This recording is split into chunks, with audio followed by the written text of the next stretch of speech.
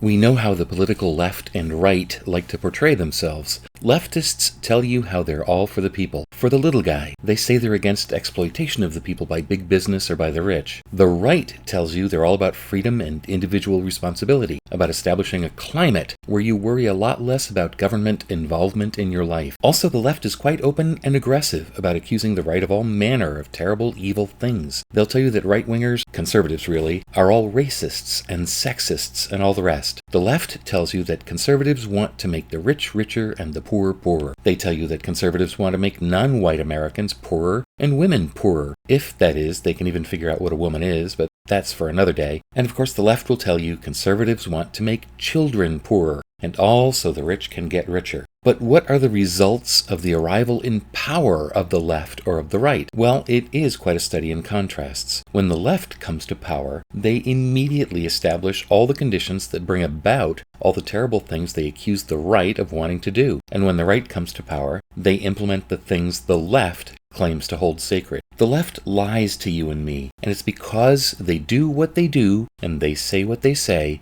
in order to obtain and then retain power. That's it. They're not actually interested in solving problems, because if they were to do that, then we the people wouldn't need them anymore. Leftists get into politics, for the power that results from doing the politics. That's what gets them excited. That's what gets them up in the morning. That's the challenge that they love to tackle. Their fun challenge is in tackling the task of getting enough people to vote for them or to support them so as to validate their ego and, they hope, eliminate their many insecurities. A committed leftist is an immature person. Conservatives, on the other hand, get into the fray as a means to solve problems. Being in power is merely a means to the end of potentially solving a problem. Their fun challenge is to try to get the sense of accomplishment that comes from identifying the problem, determining a way or ways to solve the problem, and then implementing the solution and solving the problem. These are, of course, generalities, but they're nonetheless generally true. Conservatives simply operate on a higher level than leftists, a higher intellectual, emotional, and maturity level. People know this. There's a well-known phrase often attributed to Winston Churchill. It goes like this: if you're not a liberal at 25, you have no heart. If you're not a conservative at 35, you have no brain. I would add, if you're not a conservative at 35, you also have no heart. Actually, apparently, many people said this, pointing out the fact that what I said is pretty well known. The problem with this is that the intellectually and emotionally stunted left doesn't understand its own limitations. To the contrary, they're just sure that they're the smartest ones in the room, that they're the adults. There's another expression that fits the left like a glove. Quote, "It isn't so much that leftists are ignorant, it's just that they know so many things that aren't so." End quote.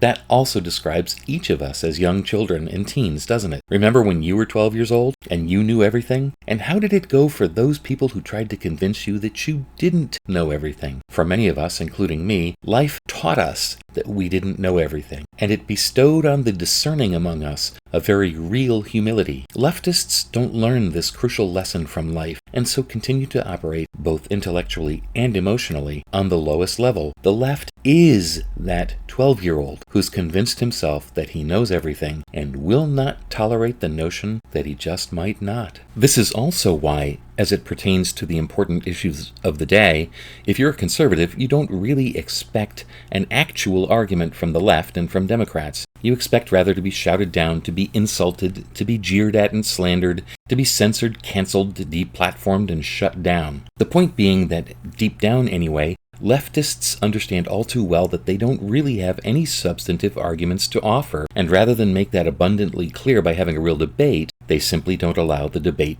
to happen. Then they claim to have won the debate when the conservative point of view doesn't get broad circulation. This impression of the left having, quote, won the debate, end quote, is amplified by the leftist media, who simply assert over and over and over and over again that the left has won the debate. This is how it all has transpired, for example, with environmentalism. Environmentalism, you'll recall, is the issue with the, quote, scientific consensus, end quote. Scientists know, of course, that there's no such thing as a scientific consensus. After all, the consensus used to be that the sun orbited around the Earth. There are widely held beliefs by scientists, and you might call those beliefs a consensus.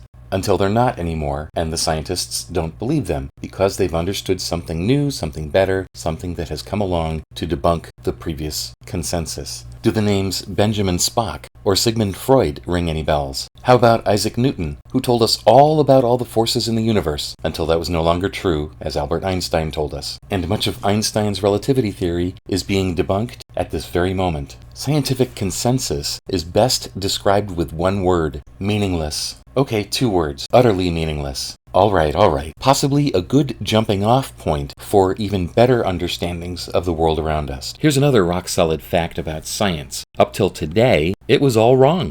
Our understanding of things today is so much better than yesterday, and tomorrow, today's science will be wrong too, as we learn even more. But you can't ever tell those ever-so pro-science leftists that. Did you hear the sarcasm in the phrase, pro-science leftists?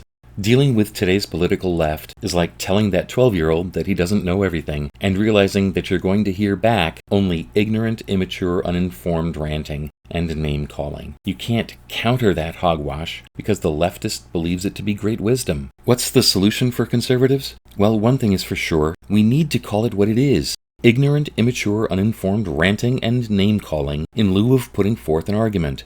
And we must remind them of this every time. Do college presentations solely focused on the phenomenon of the ignorant, immature leftists shouting down conservative speakers and what to do about it. Chances are, ignorant, immature leftists will try to shout that speaker down, thereby proving his point pretty persuasively. Whatever we do, we must confront this idiocy head-on, and we must never allow it to attain the status of legitimate political discourse. Rather, we must expel such idiocy from the political discourse by calling it what it actually is and shaming the little babies who engage in it. That'd be a good start anyway.